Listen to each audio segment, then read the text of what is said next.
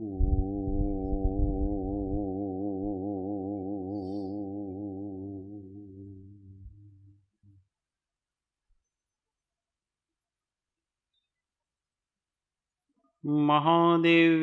कुक्षिरत्नम् शब्दजेतरुवात्मजम् राजचन्द्रम् अहं वन्दे तत्त्वलोचनदायकं प्रभु तत्त्वलोचनदायकम्। परात्पर गुरुवे नमः। परम्पराचार्य गुरुवे नमः। परम गुरुवे नमः। साक्षात् प्रत्यक्ष सद्गुरुवे नमो नमः।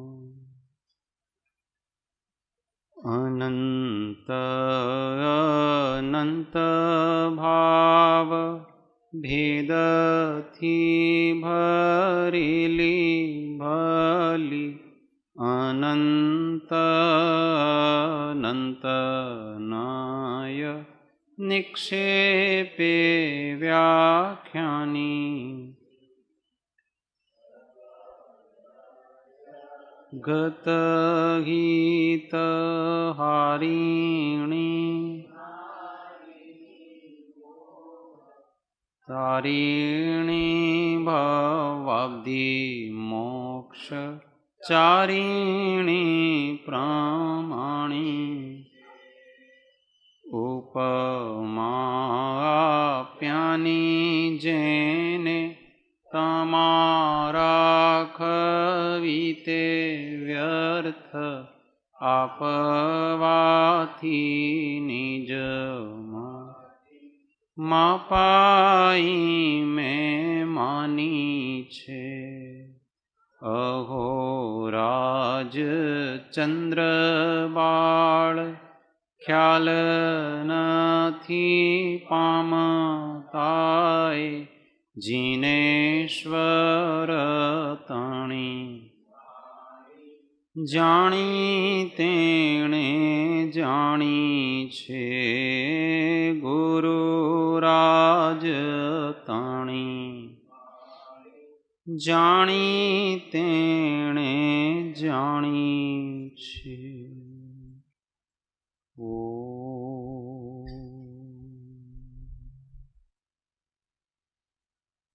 जय जिनेन्द्र जय।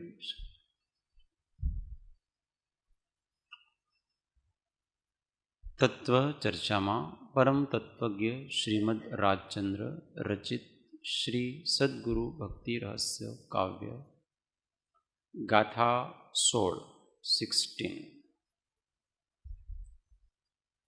સંત ચરણ આશ્રય વિના સાધન કર્યા અને પાર ન તેથી પામ્યો उग्यो न अंश विवे पार न तेथी पामियो उग्यो न अंश विवे। संत चरण आश्रय विना संतना चरणना आश्रय वगर साधन कर्या अने अनेक जातना उपाय कर्या मुक्तिना पार न तेथी पाम्यो पण ए बधा साधनोथी कई पार पड्यु नहीं। उग्यो न अंश विवेक अंश मात्र पण विवेक एटले ज्ञान उपज्यु नहीं। संत चरण आश्रय विना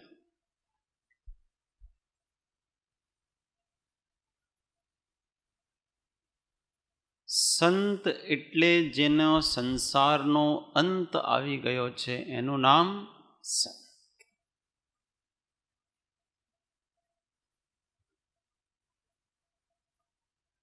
संसारना अंतनी शुरुआत अज्ञानना अंतथी थाय छे। तो जेणे अज्ञान ने अविद्या ने मिथ्यात्व ने पराभूत कर्यु छे અને ઇન્દ્રિય અને મન વશ કર્યા છે. એવા મહાત્મા પુરુષનું નામ સંત છે. એની બે વિશેષતાઓ છે.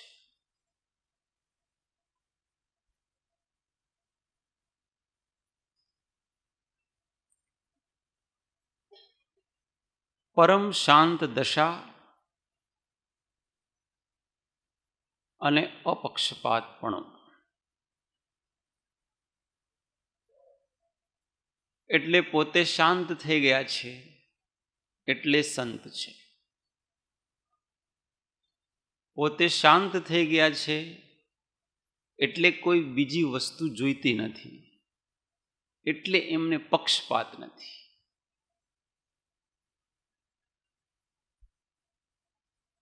કોઈ શિષ્યોનો લોભ નથી, કઈ સંસારના વિષય ભોગનો લોભ નથી, કોઈ પણ પ્રકારનો લોભ નથી. એવા પુરુષની આજ્ઞા માનવા યોગ્ય છે. એવા પુરુષના ચરણ સેવન કરવાને યોગ્ય છે. ચરણ એટલે અહીંયા આજ્ઞાની મુખ્યતા છે અને સાનિધ્ય પણ લઈ લેવાનું. સંતના સાનિધ્યમાં રહીને એની આજ્ઞાની ઉપાસના કર્યા વગર સાધન કર્યા અનેક. મોક્ષના ઘણા બધા સાધનો છે. ઉપચાર સાધન, વ્યવહાર સાધન, નિશ્ચય સાધન. સાધનના 3 પ્રકાર છે: ઉપચાર સાધન, વ્યવહાર સાધન, નિશ્ચય સાધન. ઉપચાર સાધન છે તે પરદ્રવ્ય રૂપ છે.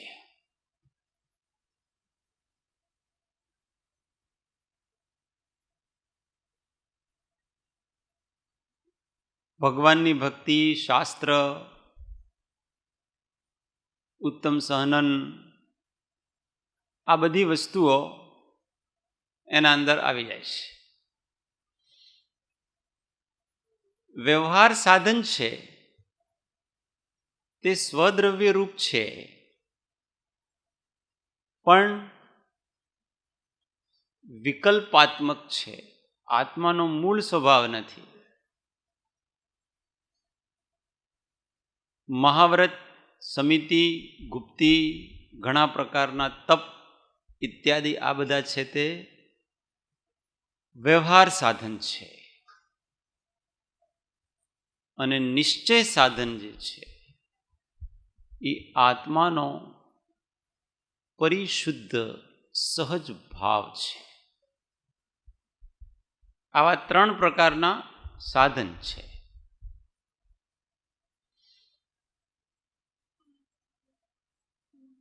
તો સંત ચરણ આશ્રય વગર, આજ્ઞા વગર આ જીવે મુખ્યતાથી 2 સાધન કર્યા છે: ઉપચાર સાધન અને વ્યવહાર સાધન. નિશ્ચય સાધનની પણ થોડી ઘણી સમજણ છે, પણ એ કાલ્પનિક છે. કલ્પનાથી એનું સ્વરૂપ જાણ્યું છે, વાસ્તવિક સ્વરૂપ જાણ્યું નથી. એટલે મહેનત કરે છે, પણ મન માફક મહેનત કરે છે. પડતે તો મન માફક મહેનત કરે છે. મન લાગે ત્યાં સુધી એની મહેનત ચાલુ છે. મન નહીં લાગે એ સાધનને બદલી નાખે. એનું સાધન ત્યાં સુધી જ છે જ્યાં સુધી એ સાધનમાં એને મન લાગે.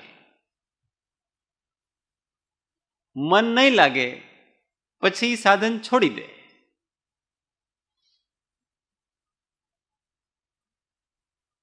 કારણ સ્વચ્છંદથી સાધનનું સેવન કરે છે.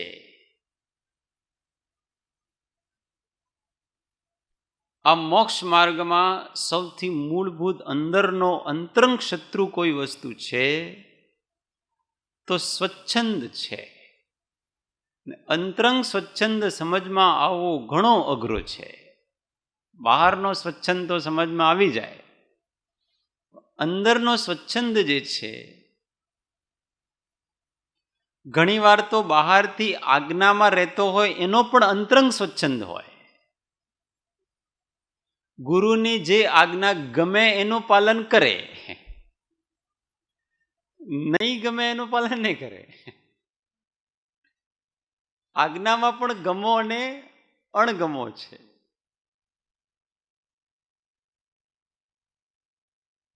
ને ગુરુ કેવી આજ્ઞા આપે? જેનાથી કલ્યાણ હોય એવી આજ્ઞા આપે.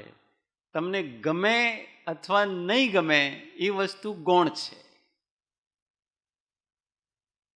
તમારી ભૂમિકા અને એ ભૂમિકા અનુસાર તમારું જેનાથી કલ્યાણ થતું હોય એવા પ્રકારની આજ્ઞા ભગવાને આપી છે, ગુરુએ આપી છે. પણ આને કમ્પેર કરે બીજાઓ સાથે.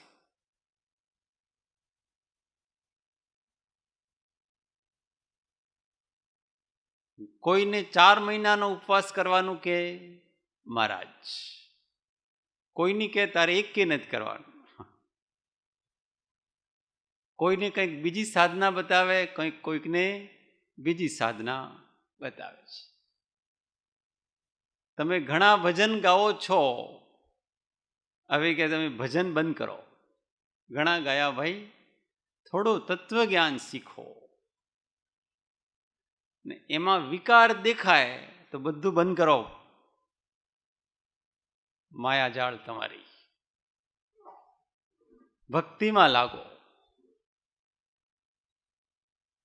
તત્વજ્ઞાનમાં સ્થિર થાય, સારો એનો સિદ્ધાંત બોધ થઈ ગયો, ભક્તિ પણ સારી, વૈરાગ પણ સારું. હવે કે હવે તમે ધ્યાનમાં લાગો, તો એ અઘરું છે. ધ્યાન કરવું અઘરું છે. તમે કહો છો તો હું ધ્યાન કરું, પણ ધ્યાનમાં જાત જાતની કલ્પનાઓ કરે છે. જે પ્રકારનું કરવાનું કીધું છે, જે પ્રકારથી એનો ધ્યાન નહીં હોય ને મન માફિક ધ્યાન, જેમાં પોતાની જાતને મજા આવે એવા પ્રકારનું ધ્યાન કરે. પોતાને ગમતા વિચારો, ગમતી કલ્પનાઓ કરે. વીતરાગ થવા એવું ધ્યાન ભગવાને કીધું છે. અમારા સવારના સેશનમાં સૌથી ઓછા લોકો હોય છે. સવારનું ધ્યાનનું સેશન હોય, સૌથી વધારે પુરુષાર્થ કરવો પડે છે.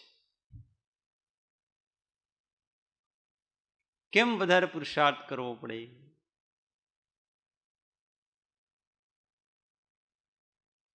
ત્યાં જેટલી આપણી રુચિઓ છે ને, એ બધી રુચિઓને ગૌણ કરવી પડે છે. તમે જરા ભક્તિ કરાવો ને, ધ્યાન કરાવો ને, ભક્તિ ગમે આમને, ધ્યાન ગમે ને, તો ભાઈ તને ઊંચો લઈ જવા છે. થોડો ઊંચો લઈ જવા માટે કે થોડોક ધ્યાનનો અભ્યાસ પણ કરો. ને ધ્યાનનો અભ્યાસ કેવી રીતે કરવાનો? આલંબન વગર કરવાનો. બધામાં તમે આલંબન તો આખો દિવસ લો જ છો, એમાં શું મોટી વાત છે? હવે થોડી વાર જરા નિરાવલંબિત થાઓ ને. કેમ કે આત્માનો મૂળ સ્વભાવ એવો જ છે. જેવો મૂળ સ્વભાવ છે એવો તમે 15-20 મિનિટ જરા પ્રયત્ન કરો ને. અમે વધારે નથી કહેતા કે તમે ઘંટો ઘંટો પેલા આદિનાથ ભગવાનની જેમ 6-6 મહિના ઉભા રહો, એમ થોડા કહી. એને એમ કહે કે તમે 20 મિનિટ તમારો મૂળ સ્વભાવ જે છે એ મૂળ સ્વભાવ અનુસાર ચેતનાને સ્થિર કરવાનો જરા પ્રયત્ન તો કરો. એ ઘણું અઘરું છે. એમાંય કંઈક તમે જરા મ્યુઝિક આપો ને તો સારું લાગે. એને વિષયનું જ અવલંબન જોઈએ. બસ નિર્વિષય થવા ઈચ્છતો નથી. સ્વચ્છંદ ભક્તિમાં પણ સંગીતમાં જો મન જતું હોય તો સમજી લેવાનું, અને તાલમાં ને એવા વધારે જતું હોય તો સમજી લેવાનું કે તમારો વિષયમાં જ મન છે. ત્યાં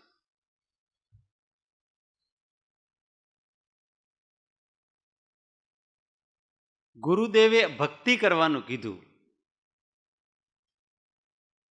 સંગીત કરવાનું નથી કીધું. ગુરુની આજ્ઞા શું છે? ભક્તિ છે. સંગીત કરવાની આજ્ઞા છે એમને. સંગીત તો રાજા મહારાજાઓ કરે છે, સાધકો સંગીત નહીં કરે. પછી થોડો જરા બધાને જરા કર્ણેન્દ્રિયનો વિષય પણ થાય અને મન પણ લાગે, એટલે થોડા તાલ મજીરા વગાડો તો સારું છે. એ આજ્ઞા નથી એમને. એ તો તમે સાવ બહિર્મુખ છો એટલે થોડો અંતર્મુખ થવા માટે છે. બાકી ભક્તિ છે તે ઈષ્ટદેવ તરફ વૃત્તિ લઈ જવા માટે છે, સંગીતમાં લઈ જવા માટે નથી. એટલે વચનથી તો કદાચ આજ્ઞા પાળે, કાયથી પણ આજ્ઞા પાળે, પણ મન ઉપર કોનો કંટ્રોલ? તમે કહો ધ્યાન કરો તો હું ધ્યાન કરવા બેઠો છું. હવે અંદર તો ગુરુદેવ પણ નથી જાણતા કે શું કરે છે એને. હાથી ઘોડા ચાલે છે કે શું ચાલે છે એને, કલ્પનાઓ સ્વપ્નો ચાલે છે. મનનો સ્વચ્છંદ રોકવાની મુખ્ય વસ્તુ છે. ત્યાં ધ્યાનમાં શું કરવાનું?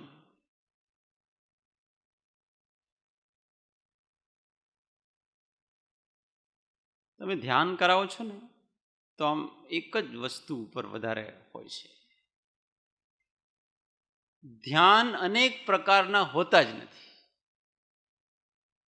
ધ્યાન એક જ પ્રકારનું છે, જ્ઞાન સ્વભાવમાં તલ્લીન થવાનો પુરુષાર્થ. એનું નામ ધ્યાન. એટલે જે બોધ સ્વરૂપ આત્મા છે, ધ્યાનમાં પણ બોધનું સ્મરણ કરવાનું છે. ધ્યાનમાં કરવાનું શું છે? કોનું ધ્યાન કરશો આપણે? બતાવો. પ્રાપ્તવ્ય શું છે? આત્મા. જે પ્રાપ્તવ્ય છે એનું જ ધ્યાન કરવાનું છે, બીજાનું ધ્યાન કરવાનું છે. આપણા પાસે ધ્યાન કરવાનું સાધન શું છે? ધ્યાન કરવાનું સાધન ઉપયોગ છે, વિચાર છે. અત્યારે આપણો ઉપયોગ વિચાર રૂપ હોય છે. એટલે આપણે જ્યારે ધ્યાન કરવા એમ આંખ બંધ કરીને બેસીએ તો અંદર શું ચાલશે? આપણે વિચાર જ ચાલશે ને, બીજું તો કોઈ ચાલવાનું નથી. વિચાર આપણે માટે સાધન છે, આત્મા સાધ્ય છે. અને સાધન અને સાધ્ય એક જ જાતિના હોવા જોઈએ તો જ સાધ્યની સિદ્ધિ થાય. તો આપણા વિચાર આત્માના અનુકૂળ હોવા જોઈએ. આત્માનો જેવો સ્વભાવ છે એવા જ આપણા વિચાર, આપણું ચિંતન હોવું જોઈએ. એનું નામ આત્માનું ધ્યાન.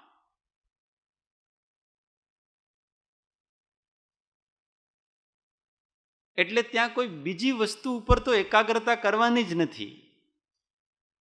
ભાવ સ્વરૂપ ચેતના ઉપર જ એકાગ્રતા કરવાની છે. અને ચેતનાનું જેટલું જેટલું સ્મરણ થશે એટલો એમાં એકાગ્ર થઈશું. જે વસ્તુની પ્રાપ્તિ કરવી હોય તે વસ્તુનું ચિંતન કરો તો એ વસ્તુ, એ ભાવ, જે ભાવનું સંવેદન કરવું હોય એ ભાવને વારંવાર સ્મરણ કરો, ચિંતન કરો, મંથન કરો. આત્માનો સ્વભાવ એવો છે કે જેવું ચિંતન કરીએ છીએ એવો જ અંદરથી ફિલિંગ થાય. હવે કોઈક બીજી વસ્તુનું તમે ચિંતન કરો તો ફિલિંગ શું થશે તમને? પૌદ્ગલિક સાધનોથી આત્મા જડ થઈ જાય છે.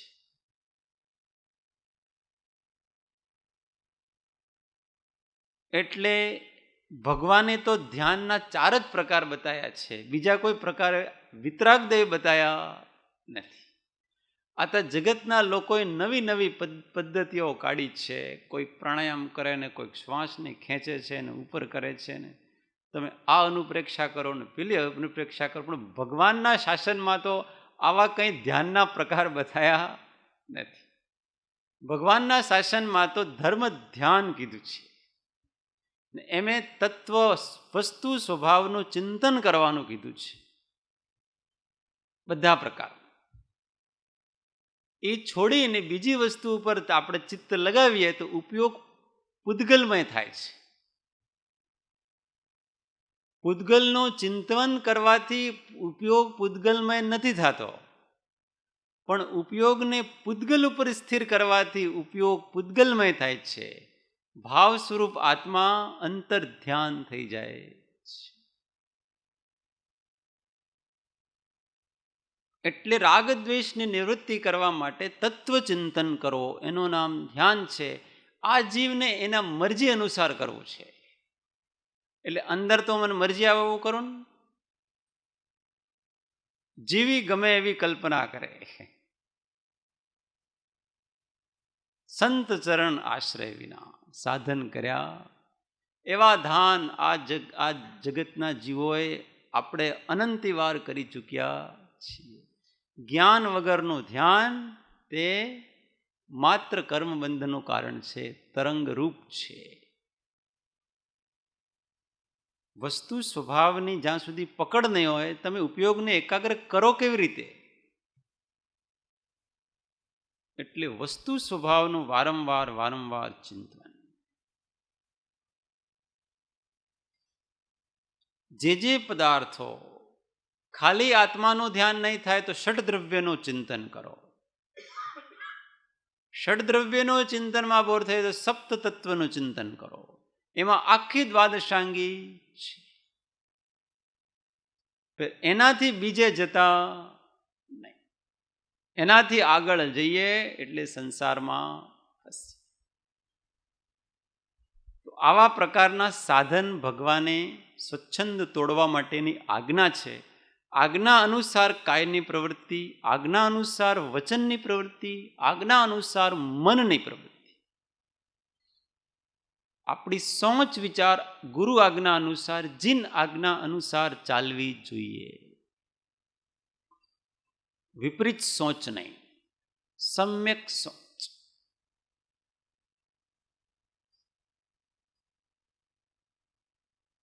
નહીં તો આર્ત ધ્યાન અને રૌદ્ર ધ્યાનમાં આવી જશે.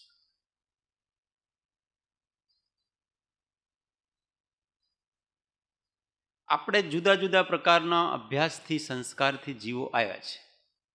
એટલે કોઈક વસ્તુ એને ગમે, જેમ કે કોઈકને ભક્તિ વધારે ગમે, કોઈકને સ્વાધ્યાય વધારે ગમે, કોઈકને તપ ત્યાગ આદિ વધારે ગમે, કોઈકને સેવા કરવાનું જ વધારે ગમે. એ ગમવું એક જુદી વસ્તુ છે. સહજ રુચિ થવી એમાં એક જુદી વસ્તુ છે. પણ એ જ સાધન છે અને બીજા બધા સાધનને ગૌણ કરવા એ યોગ્ય નથી. સમ્યક દર્શન, જ્ઞાન, ચારિત્ર, એ ત્રણની ઉપાસના કરવાની છે. એટલે જે એ ત્રણથી વધે એવા બધા સાધનો કરવાના. ભક્તિ પર ભાવથી કરવાની છે, સ્વાધ્યાય પણ ભાવથી કરવાનો છે, તપ ત્યાગ પણ ભાવથી કરવાનો છે, સેવા પણ ભાવથી કરવાની છે. બધાથી વિતરાગતા ઉત્પન્ન થાય છે, પણ બધું લક્ષ્ય રાખીને આખું કરવાનું છે.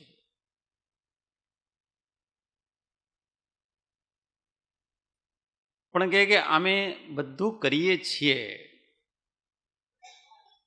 છતાં પણ અંદર જેવો સંતુષ્ટિ, જેવો આનંદ જેવો મળવો જોઈએ એવો થતો નથી. કારણ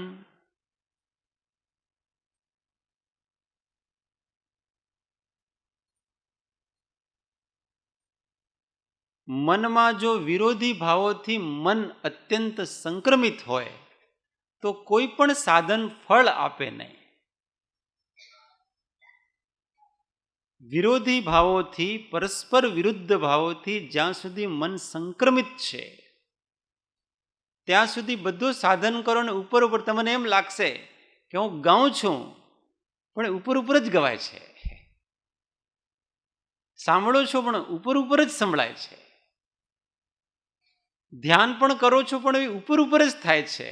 કોઈ અંદર ફિલિંગના લેવલ ઉપર કઈ વસ્તુ આવતી નથી. એનો અર્થ છે કે આત્મા વિરોધી ભાવોથી સંક્રમિત થયેલો છે. મનની શુદ્ધિ નથી. કંઈક ને કંઈક હજી આત્મામાં ઊંડે ઊંડે ગહન રાગ અને દ્વેષ પડેલા છે. ગમો અણગમો ઈર્ષા પડેલી છે, દ્વેષ પડ્યો છે, રાગ પડ્યો છે. વૃત્તિઓ એ રાગ અને દ્વેષથી અંદર અંદર ખેંચાયેલી છે.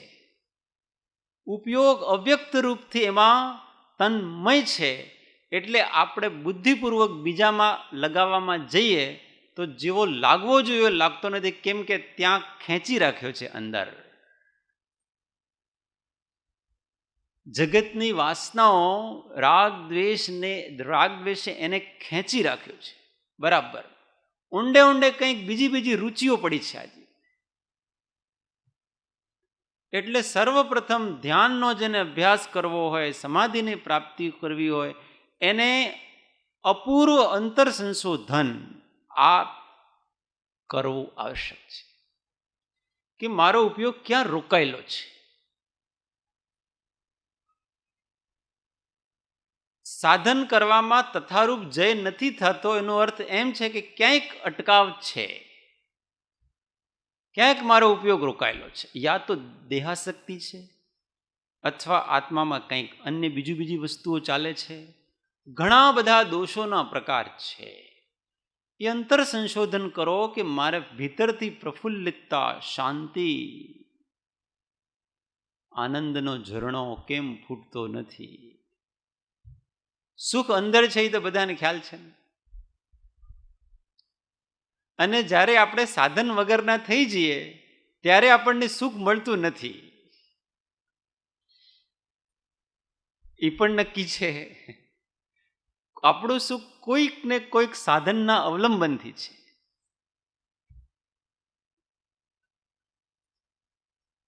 અત્યારે બધાને એમ કહીએ પ્રવચન બંધ, 12 વાગ્યા સુધી તમારે તમારી જગ્યાએથી હલવાનું નથી, કંઈ કરવાનું નથી, સ્ટોપ.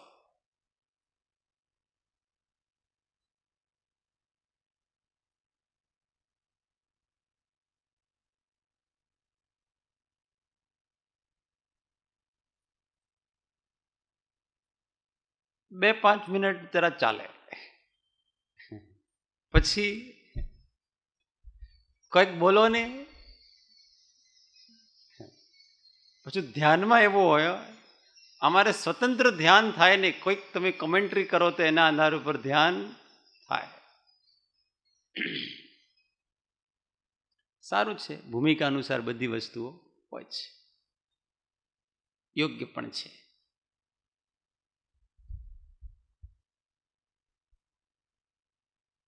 પણ અહીંયા જે મુખ્ય વાત ચાલે છે કે ભગવાનની આજ્ઞા છે એના અનુસાર જે તત્વ છે એ તત્વને જો આપણે અંતરંગ વિરોધી ભાવોથી રહિત થઈને જગતના પ્રત્યેની સાચે જ રાગ દ્વેષથી નિવૃત્તિ થઈને જો ચિંતન કરીએ અને એ તથારૂપ ભાવનું સંવેદન થાય ને, એવો 3 કાળમાં બને નહીં. તથારૂપ ભાવનું સંવેદન નથી થતો એનો અર્થ એમ છે કે હજી અંદર તથારૂપ તે પ્રકારની ભૂમિકા બની, કંઈક ઊંડે ઊંડે કંઈ બીજી વસ્તુ.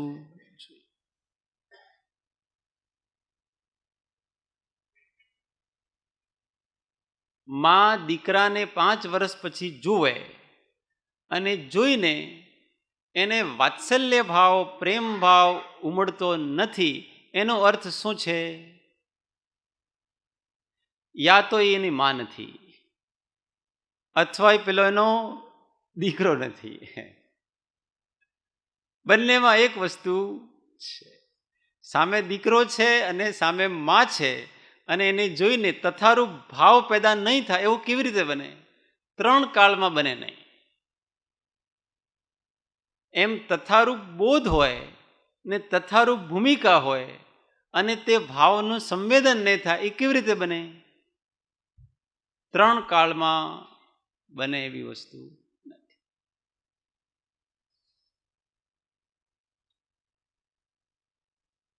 तुमने आंगन नहीं बुहारा कैसे आएंगे भगवान. जोरदार भजन છે. तुमने आंगन नहीं बुहारा कैसे आएंगे. એટલે સાધકનું પહેલું કર્તવ્ય તો આ છે કે પહેલા તમે મન પવિત્ર કરો, પછી બધા સિદ્ધાંતો ખુલશે તમારા અંદર. મન વિરોધી ભાવોથી જ્યાં સુધી કોઈક પ્રત્યે હજી ટકરાવ ચાલે છે અંદર, કોઈક પ્રત્યે શું ચાલે છે, આ મને ગમે છે ને આ મને નથી ગમતો, ને પેલા મોઢા ઊંચા ચડાવી નહીં ચાલે બધા. કોઈક વ્યક્તિ આવે તો એને ગમે ને, કોઈક વ્યક્તિ આમ ખીલી ઉઠે ને, કોઈક વ્યક્તિ આવે તો મુરઝાઈ જાય ને. તમારા મન વિરોધી ભાવોથી સંક્રમિત થઈ ગયું છે. ચિત્ત પ્રસન્ન પહેલા તો સર્વાત્મમાં સમદૃષ્ટિ અને શાંત. જો પછી ઘટના ઘટે કે નથી ઘટતી, પણ આ આજ્ઞા પ્રમાણે ચાલે તો છે. ભેદ જ્ઞાન ખુલ્લે જ નહીં. ભલે ભેદ જ્ઞાન કરે, હું શરીર નથી, વાણી છું, આ છું, પણ ભેદ જ્ઞાનનું ફળ નહીં મળે. ઉગ્યોનો અંશ વિવેક. વિવેક એટલે દેહ અને આત્માને જુદું પાડવું, એનું નામ વિવેક કહેવાય. એ જુદા નહીં પડે. કેમ? વિરોધી ભાવ ચાલે છે હજી સુધી. ઊંડે ઊંડે અંદરમાં કોઈક પ્રત્યે દ્વેષ ચાલે છે, કોઈક પ્રત્યે અત્યંત આસક્ત ભાવ ચાલે છે, કોઈક સંસારમાં કંઈક ને કંઈક એનો આધાર છે. કેવળ આત્મા જોઈતો નથી. તરવાના કામીને કોઈ બાંધી શકતા નથી. જ્યારે કેવળ આત્મા જુએ એવી અવસ્થા થશે ત્યારે કેવળ આત્માની સંપ્રાપ્તિ થશે. શાંત ભાવ. સંસારમાં પ્રસંગો વધારે ડિસ્ટર્બ કરી શકશે નહીં આપણને. કેમ કે કેવળ આત્મા જોઈએ. કેવળ આત્મા એટલે કેવળ શાંતિ જોઈએ, કેવળ સમતા ભાવ જોઈએ. બીજું અમારે કંઈ જોઈતું નથી. અંતઃકરણને પૂછવું, પણ આપણે નથી જોતો. આપણે શું જોઈએ? બીજી વસ્તુ. કઈ વાંધો નહીં, શાંતિ મળે કે નહીં મળે, માન મળવું જોઈએ. અને જો માન નહીં મળે તો શાંતિ ગાયબ. અને માન મળે એટલે ખૂબ એટલું સરસ લાગે છે, મજા આવી ગયા છે. આપણી શાંતિ તુચ્છ વસ્તુ ઉપર ડિપેન્ડ છે.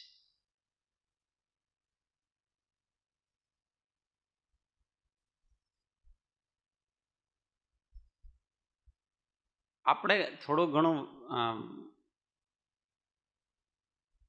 અનુમોદના એમ કરી ને આપણે જીવોના અભ્યાસ એવા કરાવી દીધા છે.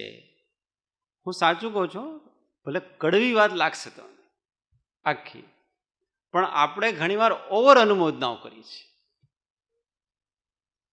તો આપણે બધાને એવી પ્રેક્ટિસ કરાવી દીધી છે કે હવે જો થોડી કમ અનુમોદના તો ચાલે જ નહીં. આ અભ્યાસ આપણે નાખ્યો છે. નાનકડું કામ કરે તો એટલી પ્રશંસા, એટલી પ્રશંસા. હવે પેલા જીવને અભ્યાસ પડી ગયો છે એનો. હવે જો નહીં કરી તો દર વખતે કરતા હતા, આવું કરતા હતા, હવે એને ખોટી આદત નાખી છે. એટલે સાધક જીવનમાં જો આવવું હોય તો ગુરુ ઘણા કડક હોય. જે સાચા ગુરુ હોય ને એ તમે ઘણો મોટું કામ કરીને આવો ને, અંદર જાણી જાય આ અહંકાર કરીને આવ્યો છે, તો પેલા ગુરુ કઈ બોલે જ નહીં ને. પછી તમે આ સારું કર્યું એમ તો કોઈ એમે નહીં કે એમાં તમે શું મોટું કર્યું છે. અને એવા પુરુષ તમને એકવાર કહી દે કે આ ઘણું સારું છે, સમજી લેવાનું આ તમારું સર્ટિફિકેટ છે. હજારો લોકો તમારી તાળીઓ પાડતા હોય ને શું અર્થ છે? કોઈ અર્થ નથી. એટલે થોડુંક સાધક જીવનમાં આપણે ખ્યાલ રાખવો કે આપણે એવો અભ્યાસ નહીં. જો આપણો છોકરો હોય એને વારંવાર આપણે નાનું નાનું કામ કરતા હોય ને તોય તો ઘણું સારું કરે છે ને તારા કરતાં કોઈ મોટો નથી ને આવો છે ને એમ ચડાવી દઈએ આપણે. અને પછી ક્યારેક નહીં કરીએ, કોઈક એ ખોટું કરીને આવ્યો વગેરે, અથવા એ છોકરો છે ને એને એમ લાગે કે આ મારાથી નારાજ છે. પહેલાં તો મને ઘણો વાલ કરતા હતા, પહેલો ઘણો વાત્સલ્ય હતો, એને વાત્સલ્યનો અંગ બનાવી લીધો છે. અનુમોદના હોવી જોઈએ, નહીં હોવી જોઈએ એનો વાત નથી, બધું વસ્તુ હોવી જોઈએ, પણ બધાની પોતાની એક લિમિટ છે, જેનો જેટલું છે એટલો વિવેક અનુસાર બધું હોવું જોઈએ. નહીં તો ઉલટે માર્ગે ચડી જતા ક્યારે વાર લાગે નહીં. વ્યવહારના નામે પરમાર્થનો ઘણો બધો આપણો ઘાત થાય છે.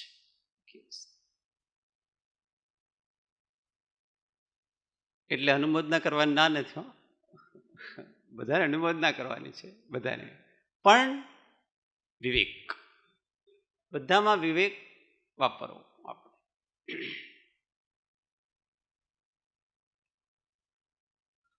આ મહાત્મા પુરુષો પાસે રહીએ ને ત્યારે જ ખબર પડે આપણને. ગંભીર પુરુષો પાસે રહીએ ત્યારે જ ખબર પડે આપણને કે કઈ વસ્તુને કેટલો વેટેજ આપવાનો છે, કઈ વસ્તુને શું કરવાનું છે, આ બધી વસ્તુઓ. અને મહાત્મા પુરુષોના જીવનમાં એક વસ્તુ હોય, એમને માયાચારી નહીં હોય. જે જેટલું છે એટલું છે ને એટલું માન્ય, આમ તમને ખુશ કરવા માટે કંઈ નહીં હોય એમનું. તમે આ છો તો છો, નથી તો નથી.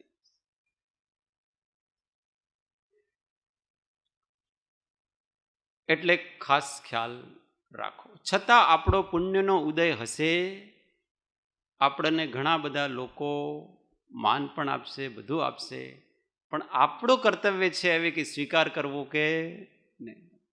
ઉદય હોય તો પેલા રામ લક્ષ્મણજીનો ઉદય, એમને પેલા રામજી એમ કહે કે પેલા લક્ષ્મણજીની કે હે मेरे को ये विषय भोग नहीं चाहिए, मैं बार बार इनसे पीछा छुड़ा रहा हूं लोगों से, क्योंकि जहां जाते हैं राजा बनावी दे, परंतु ये मेरा पीछा छोड़ते नहीं.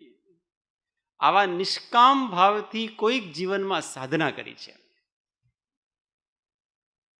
અત્યંત નિષ્કામ ભાવથી કોઈક જીવનમાં એમણે સાધના કરી છે. એનું ફળ એમ છે કે સંસારની જે સમૃદ્ધિ છે, કીર્તિ છે, બધું છે, એ પાછળ દોડે છે. કોઈક જીવનમાં તો આપણે અત્યંત નિસ્પૃહ થઈને સાધન કરીએ તો સાધ્યની સિદ્ધિ અત્યંત અવશ્ય થાય છે. સૌ સાધન બંધન થયા, રહ્યો ન કોઈ ઉપાય, સત સાધન સમજો નહીં, ત્યાં બંધન શું?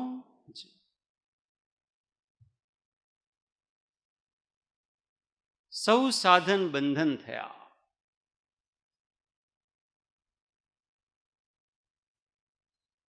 રહ્યો ન કોઈ ઉપાય.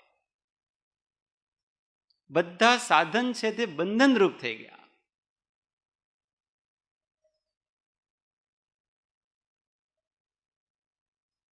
હા, સારી તમે ભક્તિ કરાવી અને જો 3 તાળી નહીં પડી તો, અને શરદભાઈ કઈ કમેન્ટ્સ નહીં કર્યું તો, વસ્તુ સમજવા જેવી છો, પ્રેક્ટિકલી બધી વસ્તુઓ વિચારવી.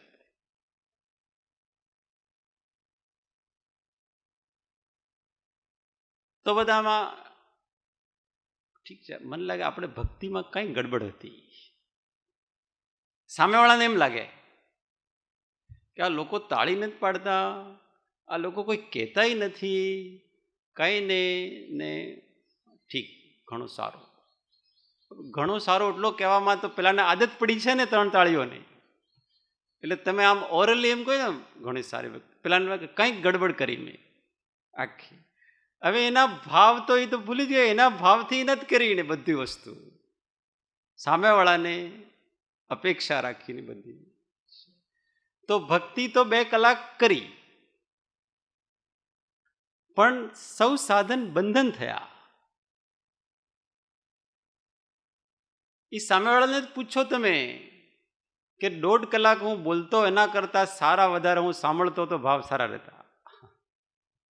કેમ કે બોલવામાં તો આખું ધ્યાન એને બીજા તરફ હતું.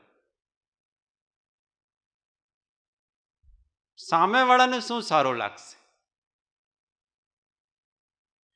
તો આવી તો ભક્તિની રીત કઈ છે ને આપણી પરંપરામાં. ભક્તિની રીત કઈ છે આપણી? તો મીરાબાઈ જેવા, નરસિંહ મહેતા જેવા સહજ ભક્તિ, સાહજિક ભક્તિ હોય, કોઈ તામઝામ નહીં. આપણે ઘણું બધું તામઝામ વાળું કરી નાખ્યું છે.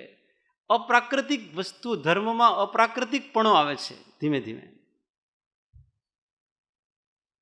ભક્તિ કરવી હોય તો શું કરે? એક સારા ભાવ જોઈએ, મજીરા વધારે 2-4 કરતા લાવો, પણ મોટા મોટા તામઝામ કરવાનું, પછી સેટિંગ કરવાનું, પછી આ કરવાનું, એટલું બધું ઓકવર્ડ લાગે આખી વસ્તુ, કે આપણે સાધના કરી રહ્યા છે કે કરીશું રહ્યા છે. આજે થોડી કડવી કડવી સાધ એટલે જ છે કે આ વિષયો છે. સૌ સાધન બધું કર્યું આપણે, પરંતુ આપણા આત્મા માટે નથી કર્યું. લોકરંજન શાના માટે કર્યું છે? લોકરંજન.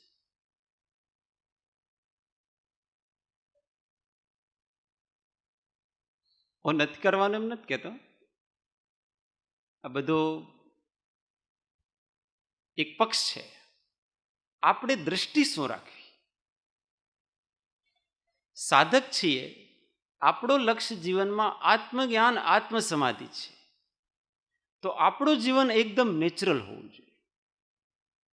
આપણે જીવનમાં કોઈ એવા તામઝામ વગેરે બનાવટપણોને આપણે જીવનમાં હોવો નહીં. સહજ, સાહજિક બધી વસ્તુ છે. સહજ જેમ બનતો હોય તેમ ચાલશે. એટલે જીવન એકદમ આમ આપણો એટલું ઇઝી હોવું જોઈએ, ઇઝી ગોઈંગ જીવન. ઘણીવાર ધર્મના નામથી ઘણીવાર વ્યક્તિનું જીવન એટલું જટિલ થઈ જાય છે. જે વધારે આમ પોપ્યુલર હોય ને, ધાર્મિક નેતાઓ જેને કહીએ, એમનું જીવન જોવાનું, જે લોકપ્રિય હોય એમનું જીવન જોવાનું, એટલા જટિલ થઈ ગયું છે એમનું જીવન. એમને પાસે પોતા માટે અડધો કલાક નથી.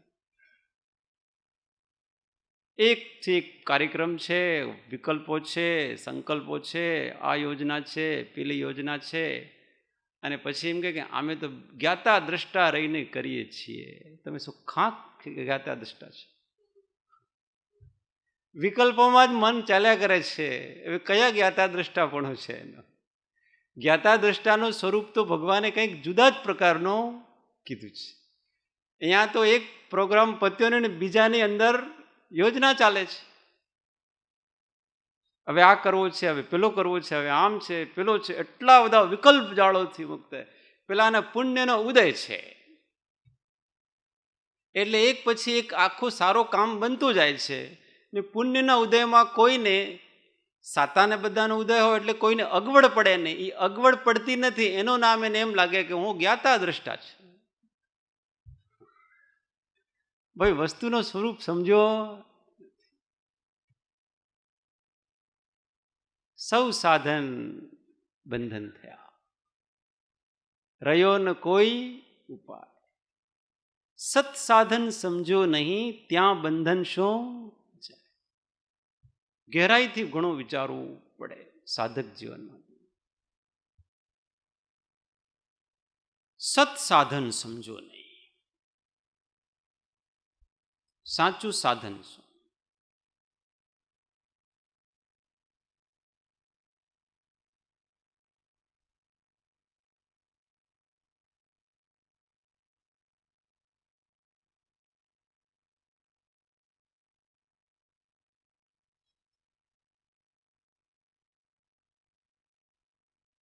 કાર્ય કારણ. કાર્ય કારણ, જેનાથી કાર્ય થાય એનું નામ કારણ.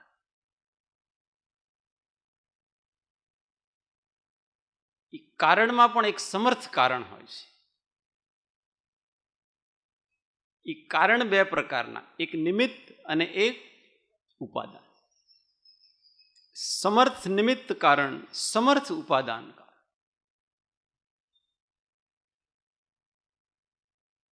તો ગુરુની આજ્ઞા, જીન આજ્ઞા એ સમર્થ નિમિત્ત કારણ છે.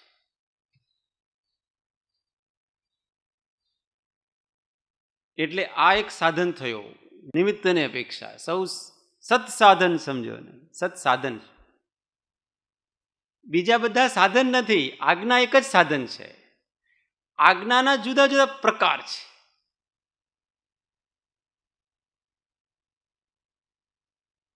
ભાઈ બોલવું કેમ? તો આજ્ઞા પ્રમાણે. ચાલવું કેમ? તો આજ્ઞા પ્રમાણે. ખાવું કેમ? તો આજ્ઞા પ્રમાણે. બેસવું કેમ? તો આજ્ઞા પ્રમાણે.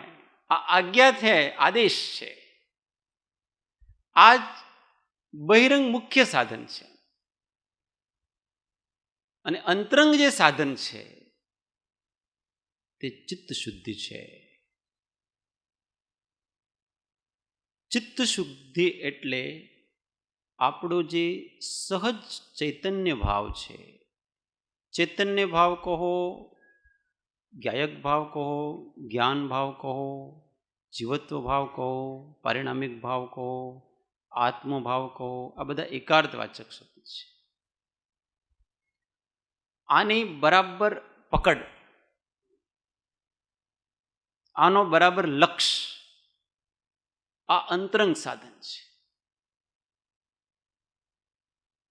આજ્ઞા અનુસાર લક્ષ્ય, આજ્ઞા અનુસાર પ્રતીતિ, આજ્ઞા અનુસાર અનુભૂતિ.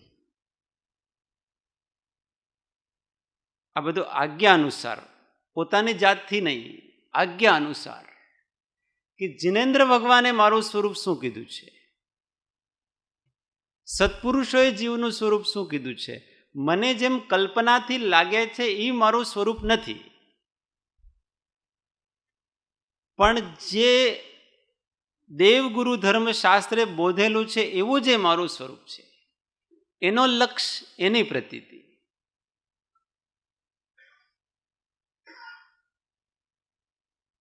ચાર સ્ટેપ મોક્ષ માર્ગ પ્રકાશકમાં બતાવ્યું. સાચા સાધનની પહેલા તો દેવગુરુ શાસ્ત્રનો નિર્ણય, પછી સાત તત્વોનો નિર્ણય, પછી સ્વ પરનો નિર્ણય અને પછી સ્વનો નિર્ણય. આ ધીમે ધીમે નજીક આવવાની પ્રોસેસ. આ બધા એક જ છે, જુદા જુદા નથી. જે સાચું સાધન છે સત તત્વ વિચાર અને બહારથી આજ્ઞાનું પાલન. બંને બરાબર બેલેન્સ બનાવીને આપણે ચાલવું પડે. સત સાધન સમજો નહીં ત્યાં બંધન શું જાય.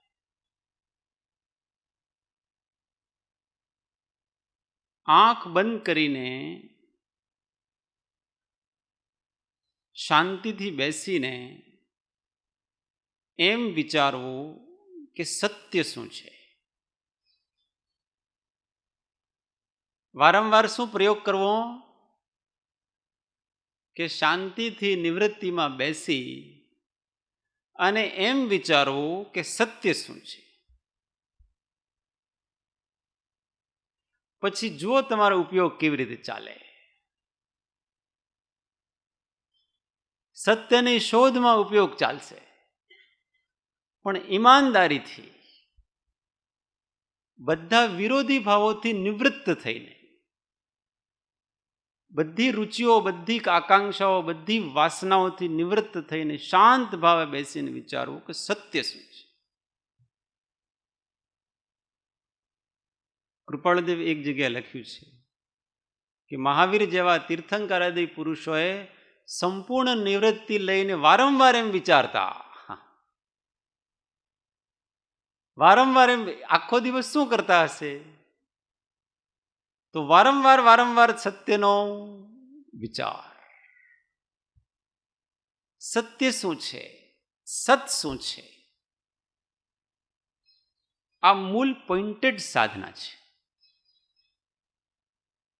મૂળ સાધના ઘણીવાર ગૌણ થઈ જાય, બીજી સાધના જ્યારે વધી જાય છે ત્યારે તથારૂપ સફળતા મળતી નથી. આમાં સૌથી ઓછો પરિશ્રમ છે કે નહીં?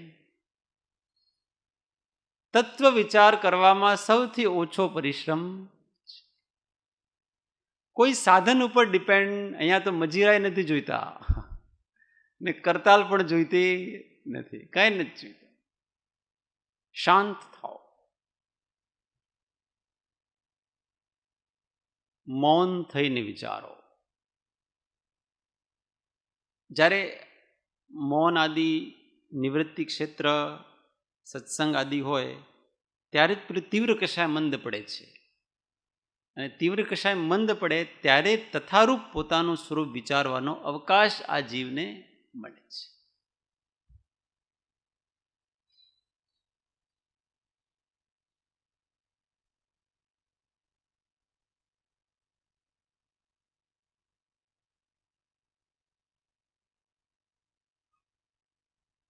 કર્મનો ઉદય જે ચાલે છે ને એ એવા ધારા પ્રવાહ રૂપ ચાલે છે કે જીવને શાંતિથી બેસવાની દે. કંઈક ને કંઈક કરવાની પ્રેરણા કર્મ આપે છે અંદરથી. કર્યા વગર જીવને રહેવાય ને. એ પ્રેરણા કોણ આપી રહ્યું છે? કર્મ દેવતા અંદરથી વારંવાર હલાવ્યા કરે છે આત્માને. હવે આ કરો ને, હવે પેલું કરો ને, હવે ચાલો ને, હવે ખાઓ ને, હવે સૂવો ને, હવે પીવો, હવે વાત કરો, હવે સાંભળો, હવે ફરવા જાઓ. આ બધું પ્રેરણા કોણ આપી રહ્યું છે? કર્મ દેવતા. અંદરથી બેસવા જ નહીં દે શાંતિથી. પણ એના ઉપરવટ થઈને બેસો. શું કરવાનું? કર્મના ઉપર પગ મૂકીને, ઉદયના ઉપર પગ મૂકીને શાંત ભાવથી બેસો.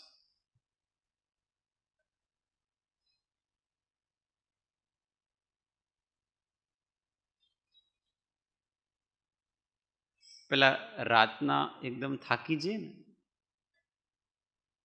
ઘણા થાકેલા હોય તો એ ખાટલા ઉપર કેવી રીતે પડે? આજકાલ ખાટલા નથી હોતા, પલંગ હોય છે.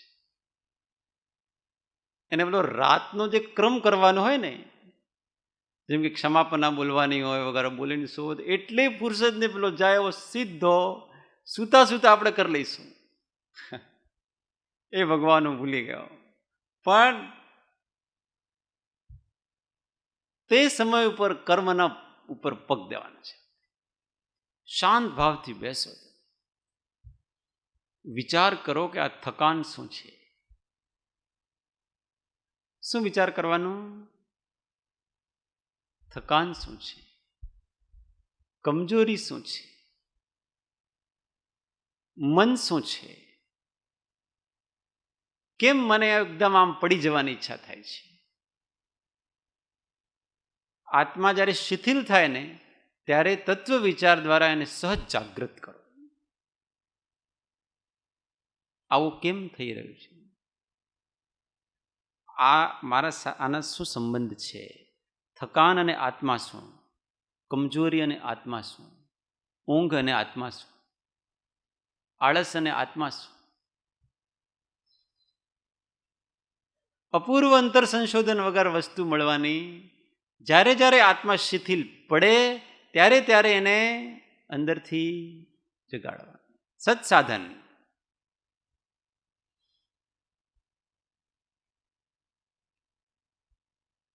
બે 5 મિનિટ જો તમે પાલથી લગાવીને બેસી ગયા ને, જ્યારે ઘણો પ્રમાદ આવતો હોય, તમને કર્મ ઘણું જોર કરતો હોય ને, ત્યારે તમે સ્થિર થઈને બેસી ગયા ને, તમે શાંત થઈ જશે. પછી શાંતિથી સૂઈ જાઓ, કઈ વાંધો નહીં. તીવ્ર ઉદય હોય ત્યારે આ જીવને કર્મો છે ને કામ કરવાની જ પ્રેરણા આપે, કર્યા વગર રહેવા જ નહીં. ત્યારે જ આત્માને જ્ઞાનથી ખેંચવાનો છે. આ જીવે આ કામ નથી કર્યું, જેમ સહજ ઉદય અનુસાર ચાલે છે એમ ચાલતો ગયો છે. અને ઉદય તો અજ્ઞાન અને રાગ દ્વેષ અનુસાર જ ચાલશે. એટલે એને શાંત ભાવથી બેસીને ખેંચવાનું છે, શાંતિ. એમ કરતા કરતા આ જીવ એટલો ઠરી જાય છે, એટલો ઠરી જાય છે, એટલો ઠરી જાય છે, એને એમ લાગશે ધીમે ધીમે મોક્ષ શું છે ખબર પડશે. સિદ્ધ શિલા ઉપર પેલા સિદ્ધો શું કરતા હશે એ એને ખબર પડશે. તથારું એના પેલા મોક્ષ અને આ બધી કલ્પના જ હતી. બસ કંઈક હશે, વિશેષ સુખ છે. શું સુખ છે?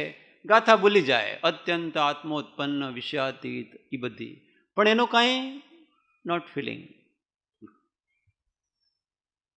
પણ જ્યારે એ ઠંડો પડે છે ને ત્યારે એને ખબર પડે કે અહીંયા ત્યાં આવું છે કંઈક. અને ત્યારથી સિદ્ધ ભક્તિ ચાલુ થાય છે, ત્યારથી અર્યંત ભક્તિ ચાલુ થાય છે. સાચી ભક્તિ છે તે ત્યારથી ચાલુ થાય છે. આ મૂળ જે સાધન છે અંતર સંશોધનનું, શાંત થવાનું. શાંત થવું એટલે કોઈ કામ નહીં કરવું એમ નથી. વિકલ્પ રહિત વૃત્તિ અને પ્રવૃત્તિ. વિકલ્પ રહિત વૃત્તિ અને પ્રવૃત્તિ એનું નામ શાંત. મુનિઓ ચાલતા હોય તો કોઈ અશાંત હોય? અશાંત નહીં હોય, એકદમ ગહન શાંતિ છે, પ્રશાંતિથી ચાલે. વિકલ્પ રહિત થઈને ચાલે છે. કોઈ બીજું કર્તવ્ય નથી. ચાલીએ તો ખાલી ચાલવાનું છે, ખાવાનું તો ત્યારે ખાલી ખાવાનું છે. બીજું ન ચિંતા છે ન ભય છે. જ્યાં બિલકુલ ચિંતા નથી, કોઈ ભય નથી, એવા પ્રકારનું નિશ્ચિંત વિકલ્પ રહિત જીવન, એનું નામ શાંત જીવન કહેવાય છે. પણ આ જીવને તો એટલી બધી અંદર અંદર ચિંતાઓ થાય, અંદર અંદર આ કરવું છે ને પેલું કરવું છે ને આમ છે ને પેલું છે ને આ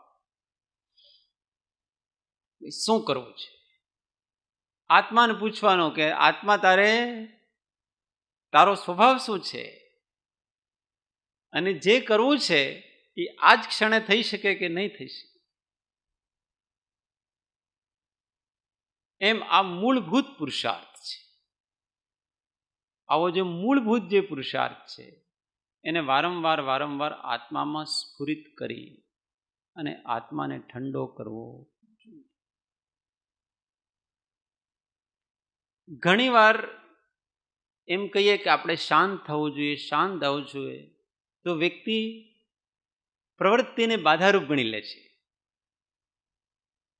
આ બીજી અતિ છે. એક અતિ ચાલે છે, હવે તે બીજી અતિ ઉપર પ્રવૃત્તિને એટલી બાધારૂપ ગણી લે કે હવે કોઈને મારે બોલવા નથી. કોઈ આવી જાય તો એને ગભરાટ થઈ જાય. 4 જણા હવે મારે બોલવું પડશે, મારે આ કરવું પડશે. એમ નહીં, આવું સ્વરૂપ નિર્વિકલ્પતા નથી. એને કોઈ હજારો લોકો આવી જાય અને લાખો લોકો આવી જાય, અથવા તો કોઈ પણ પ્રકારનો ઉપાધિજન્ય ઉદય આવી જાય, ગભરાહટ નથી, કેમ કે એને વિકલ્પ નથી. દરેક પરિસ્થિતિમાં આત્મા રૂપે હોય છે. આત્માનું શું બગાડ લેશે? તમે મારા ઉપર 10 કામ નાખી દો, ચલો, અને હું આત્મનિષ્ઠ છું, મારું શું બગાડશે એ 10 કામ? બતાવો. શાંતિથી કરી લેવાના છે, નો પ્રોબ્લેમ. એટલે એકચ્યુઅલી તો વ્યક્તિ શાંતિનું સ્વરૂપ ન સમજો, શાંતિ એટલી જડતા સમજે છે. કાંઈ ને કરીને બેસવું, પગ ઉપર પગ ચડાવીને, એનું નામ શાંતિ. એ જડ છે. તમે વિશેષ શાંતિ જ્યારે જીવનમાં આવશે ત્યારે એકચ્યુઅલી તમારા હાથમાં કંઈ કામ રહેશે જ નહીં. તમે પગ ઉપર પગ ચડાવીને જ બેસશો અહીંયા, બીજું રહેશે નહીં જીવનમાં. પણ જ્યાં સુધી કર્મનો ઉદય છે ત્યાં સુધી વિકલ્પ રહિત થઈને કર્મને એને બરાબર યોગ્ય ન્યાય આપવાનો છે. એનાથી ગભરાવાનું નથી, નહીં તો વ્યક્તિ ગભરાય અને ભાગાદોડી એની ચાલુ થઈ જાય છે. આમ બંને પ્રકારનો બેલેન્સ. પ્રવૃત્તિથી તમે ગભરાવો પણ નહીં. હવે આ કામ કરવાનું છે, આટલું આટલું થશે, આવા આવા વિચાર આવશે, આવો આવો, આ પેલો આમ કહેશે, પેલો આ કહેશે, હવે આપણે શું કરવાનું, શું કરવાનું? તો આત્મા છે. આપણે આત્મા ભૂલી જઈએ એટલે આત્મવિશ્વાસ નથી, એટલે બીજાઓથી ડર્યા કરીએ આપણે. અત્યારે તો ઘણું સારું છે આપણે, પછી ઘડપણ આવશે તો આપણને સત્સંગ બરાબર સંભળાશે નહીં, અથવા કોઈ આપણે પાસે રહેશે નહીં, કોઈ આપણને પૂછશે પણ નહીં, કોઈ વ્હીલચેર લઈને ફરવાવાળો નહીં હશે તો, અથવા આપણે પણ એવો કોઈ જિમ્મેદારી આવી ગઈ તો, આ બધા તો છે ને એ ત્યારે જ છે જ્યારે આપણે આત્મનિષ્ઠા, એકવાર જીવને આત્મનિષ્ઠા આવી જાય, એ એટલો નિર્ભય થઈ જાય, હવે હજારો લાખો ઉપાધિઓ આવો અથવા વનમાં જાઓ, આટલી નિશંકતા હોય છે. આનું નામ શાંતિ છે. આ મહાત્મા પુરુષો હંમેશા પ્રશાંત જ હોય છે. બધું આવે છે ઓટોમેટિક થયા કરે છે. આ સાધન છે. લક્ષ્ય આવા પ્રકારનો રાખીને આપણે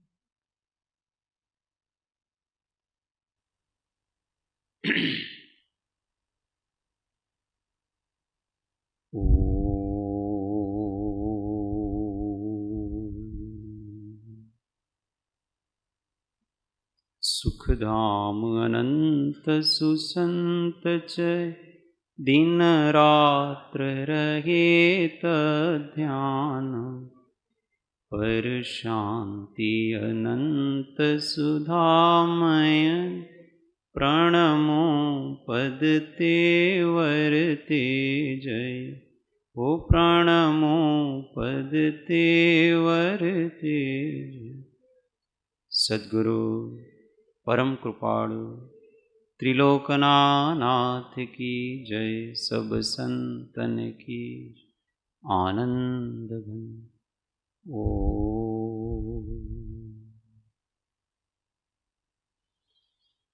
એક મિનિટમાં આત્મ અનુસંધાન.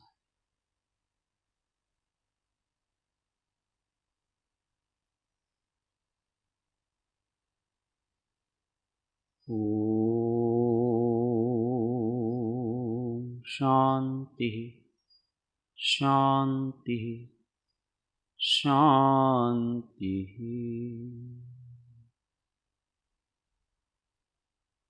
જય સદ્ગુરુ.